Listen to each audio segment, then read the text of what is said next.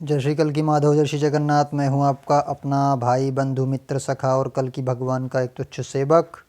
जैसा कि आज आपने हमारी यूट्यूब वीडियो के थंबनेल में देखा, एक बहुत ही महत्वपूर्ण जानकारी, आपके प्रश्न का उत्तर और एक बहुत महत्वपूर्ण परामर्श आपको देने जा रहे हैं।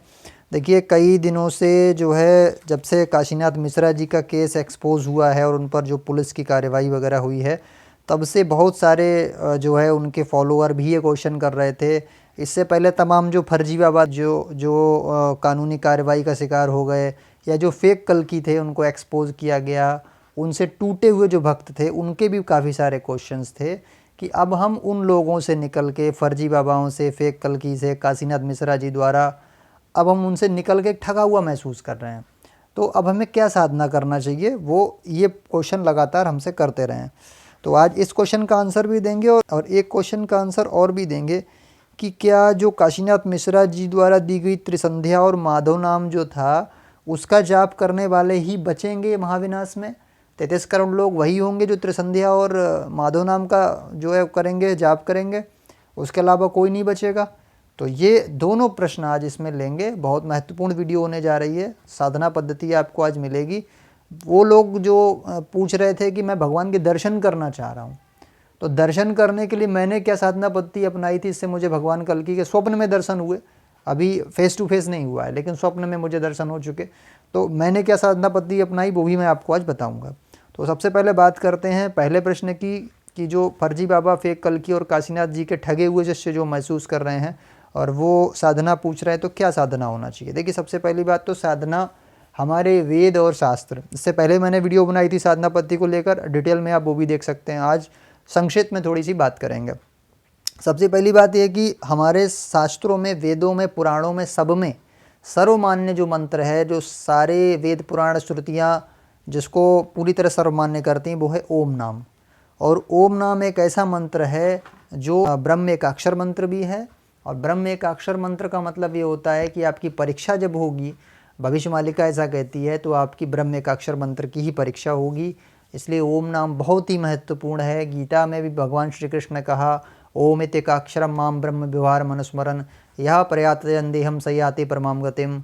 यानी कि ओम मेरा जो है, मुझ ब्रह्म का ओम अक्षर है, इसका जाप करना चाहिए और इसको जपते हुए जो शरीर त्याग कर जाता है वो परम गति को प्राप्त होता है।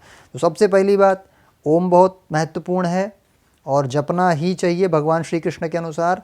दूसरा, फिर जो गरुड़ पुराण में मैंने पहले भी एक वीडियो में जानकारी दी थी, 10 नाम जो भगवान नारायण के, भगवान विष्णु के जो अवतार 10 हुए हैं, उनमें 10 में से कोई भी अगर आप एक नाम जपें तो आपका निसंदेह जो है कल्याण हो जाता है और उससे आपको जो है भगवान की विशेष कृपाएं प्राप्त होती हैं, दर्शन भी प्राप्त होते हैं। उसके बाद जो है ये दो चीज़ें तो हो गई जो मैंने शास्त्रों से प्रमाण दिया। इसके अतिरिक्त फिर जो है आप वेद शास्त्रों का पाठ कर सकते हैं घर में, नविधा भक्ति का पालन कर सकते हैं। जैसे भगवान को भोग लगाना है या भगवान, मतलब भगवान से प्रेम करना है आपको, भगवान को समय समय पे याद करना है। आप खाना खाने जा रहे हैं तो भगवान को याद कर लिया, कहीं काम पे निकल रहे हैं तो भगवान का चरण स्पर्श करके गए, है ना। सोने से पहले भगवान को याद किया, या कोई आपने सफलता प्राप्त की तो भगवान को धन्यवाद दिया। भगवान की विरह में कभी कभी रोए बैठ कर कि भाई हम आपको पाना चाहते हैं। ये तड़प अंदर से पैदा होना चाहिए। भौतिकता में जियो, लेकिन इस तरीके से जियो जैसे करछुली जो है मीठे पदार्थ में भी जा रही है, नमकीन पदार्थ में भी जा रही है, कड़वे पदार्थ में भी, करेले में भी जाती है, लेकिन स्वाद किसी का ग्रहण नहीं करती। उस तरह का जो व्यक्ति होता है, भगवान कृष्ण ने गीता में कहा है, उसे कहते हैं समदर्शी, समत्व बुद्धि वाला और समान भाव में जीने वाला, समभाव में जीने वाला। ऐसा व्यक्ति जो होता है उस पर भगवान की विशेष कृपा होती है। तो ऐसा आपको बनना है। अच्छा, इसके अलावा बहुत सारी साधनाएं लोग बता रहे हैं, लेकिन देखिए, ओम अपने आप में परिपूर्ण मंत्र हो गया और जो 10 में से भगवान विष्णु के एक नाम का जाप जो है, प्रेमानंद जी महाराज जी बताते हैं, कोई एक जो है आप नाम जाप करिए और वो जो है आपको बहुत फल देता है, अद्भुत। इसके अलावा में जो साधनाएं हैं एडिशनली कर सकते हैं, लेकिन मैं नहीं मानता बहुत ज़्यादा आवश्यकता फिर रह जाती है किसी की। एक नारायण की शरण में जाके, ब्रह्म की शरण में जाके फिर कोई दूसरी चीज़ मेरे हिसाब से जो है कर सकते हैं, यानी आवश्यक चीज़ नहीं है फिर दूसरी साधना करना। दूसरी बात फिर जो है ये आती है कि भाई बिना गुरु के हम कैसे ये साधनाएं करें। देखिए, अगर आपको गुरु पे विश्वास नहीं है, आप ठगे गए किसी गुरु के द्वारा, आपको जो है गुमराह किया गया, काशीनाथ मिश्रा जी के भी शिष्य हैं, बहुत ठगा महसूस कर रहे हैं, आप किसे गुरु बनाएं, तो भैया सीधे सीधे बोला शास्त्रों में, कृष्णम वंदे जगत गुरुम, कृष्ण ही जगत के गुरु हैं। आप भगवान कृष्ण को उनकी प्रार्थना करके मन ही मन अपना गुरु धारण कर लीजिए। कहना प्रभु मैं आपकी शरण में हूँ, अब मुझे जो है मोक्ष की तरफ ले जाइए, संपूर्ण पुरुषार्थ की ओर ले जाइए। वो अपने आप आपके लिए रास्ते सृजन कर देंगे, कोई चिंता करने की बात नहीं है। दूसरी बात फिर है कि क्या केवल काशीनाथ मिश्रा जी की दी हुई त्रिसंध्या और माधव नाम जाप करने वाले ही बचेंगे? अब ये जो प्रश्न है ये बड़ा इलॉजिकल है ना। क्या केवल काशीनाथ मिश्रा की त्रिसंध्या और माधव नाम वाले बचेंगे? और काशीनाथ जी पहले भी बोल चुके 33 करोड़ लोग बचेंगे। तो इनसे ये पूछा जाए कि अगर हम डाटा जो है निकालें तो इलॉजिकल डाटा प्राप्त होगा। क्या आपने 33 करोड़ लोगों के पास तक पहुंचा दी है अपनी त्रिसंध्या और माधव नाम? अभी नहीं पहुंची है। मुश्किल से मुश्किल 1 लाख लोग त्रिसंध्या का फॉलो कर रहे होंगे, माधव नाम जाप कर रहे होंगे। अच्छा, तो फिर 33 करोड़ फिर कैसे बचेंगे? तो ये तो आपका फिर कथन ही लॉजिकल हो जाएगा, केवल वही बचेगा। तो केवल शब्द वहाँ से हटा देना है। आप ये कह सकते थे त्रिसंध्या करने वाला जो है सुरक्षित रहेगा, माधव नाम करने वाला सुरक्षित रहेगा, लेकिन केवल यही रहेगा तो ये इलॉजिकल और फेक बिल्कुल चीज़ थी आपकी। दूसरी बात, उन्होंने ये भी बोला कि माधव नाम जाप करना ज़रूरी है, उसके बिना नहीं बचोगे। क्यों भैया? जो शिव जी का नाम जाप कर रहा वो नहीं बचेगा, या जो नारायण नाम जाप कर रहा वो नहीं बचेगा, कृष्ण कृष्ण बोल रहा है नहीं बचेगा, या कल्कि बोल रहा है वो नहीं बचेगा? ये भी लॉजिकल एकदम कथन है। भगवान माधव का मतलब ये नहीं है कि केवल माधव माधव जपो। माधव का मतलब भगवान कृष्ण का कोई भी नाम, नारायण का कोई भी नाम, है ना।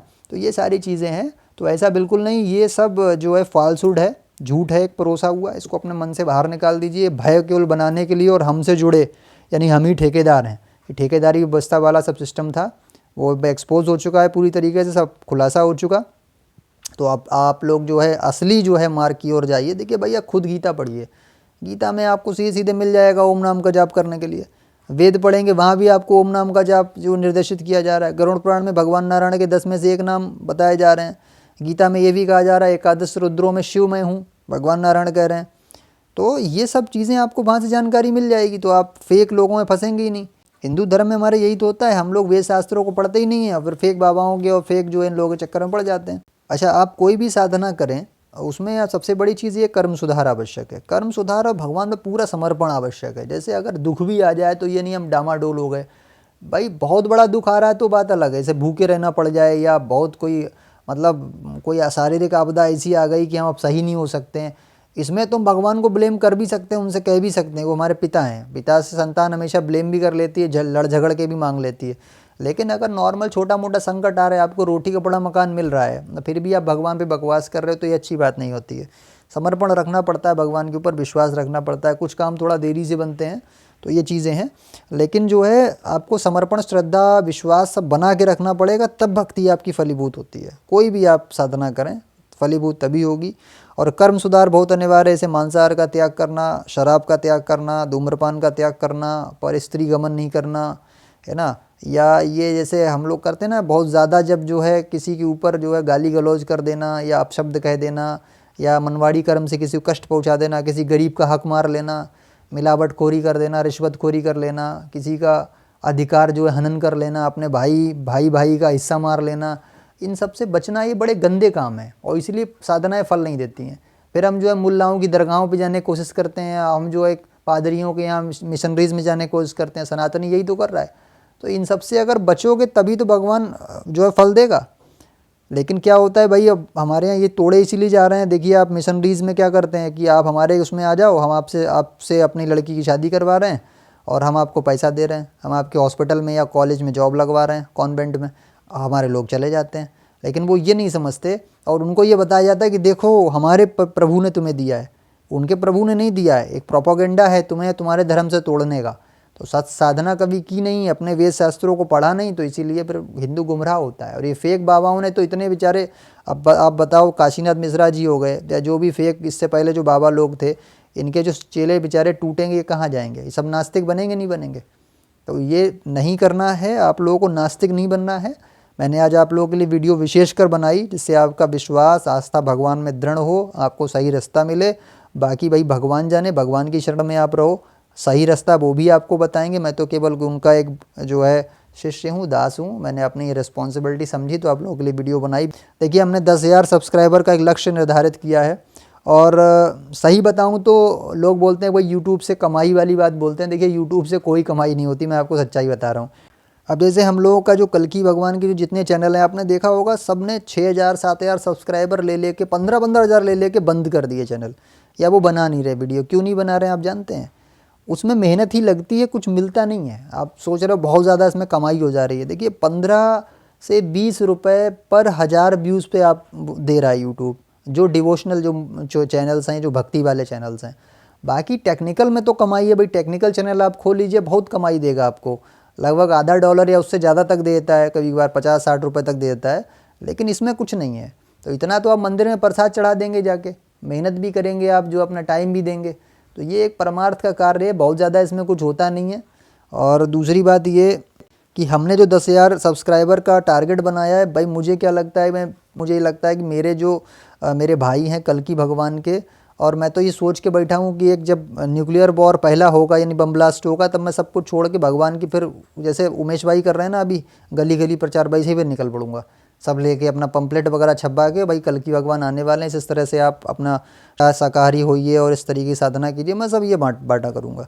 तो अभी मेरा लक्ष्य है कि 10,000 लोगों तक कम से कम ये चैनल पहुँचे, उन तक अच्छा ज्ञान पहुँचे और हमारा एक परिवार बने। और आप लोग मेरी बात सुनते हो, मुझे बड़ा अच्छा लगता है। आप जब उस पर रिस्पॉन्ड करते हो, कमेंट करते हो, तो यही मेरे लिए सबसे बड़ा अचीवमेंट है, यही मेरे लिए सबसे बड़ी दौलत है, यही मेरी सबसे बड़ी कमाई है। आप लोगों से जुड़ा रहता हूँ, आपसे प्यार मोहब्बत मिलता है। बाकी एक स्टाफ में बैठ के, अपनी फैमिली में बैठ के, वहाँ पे वो वाले लोग नहीं मिलते, आप समझ सकते हैं, आध्यात्मिक लोग नहीं है, धार्मिक लोग नहीं है, अब उनसे कहाँ ये सब चीज़ें बोल रहे हैं बताइए। तो मतलब मन एक मर सा जाता है, निराश हो जाता है। हम जानते हैं भगवान कल्की आ गए, आप लोग जानते हैं, बाकी दुनिया थोड़ी जानती है। तो आप जैसे एक जैसे विचारधारा वाले लोग जब यूट्यूब पे मिलते हैं तो अच्छा लगता है कि भाई आपके क्वेश्चन आ रहे हैं, हम आंसर दे रहे हैं, हमारे कुछ क्वेश्चन आप आंसर दे रहे हो। अब मैंने जब यूट्यूब चैनल शुरू नहीं किया था, आज से 2-3 साल पहले, तब मैंने 50 चैनल सब्सक्राइब कर रखे थे, आप समझिए, और मैं सबकी वीडियो रेगुलर देखता था। इतना मैंने सीखा है दूसरे लोगों से जो कल्की भगवान के बारे में बताते हैं। तो ऐसा नहीं है कि मैंने कहा भाई ठीक है, बहुत सारा फ्रॉड भी चल रहा है, फेक कल्कीज भी आ गए हैं, और मेरे पास अपनी नॉलेज भी थी वेद शास्त्रों की, मैं बचपन से ही इन चीज़ों में रहा हूँ।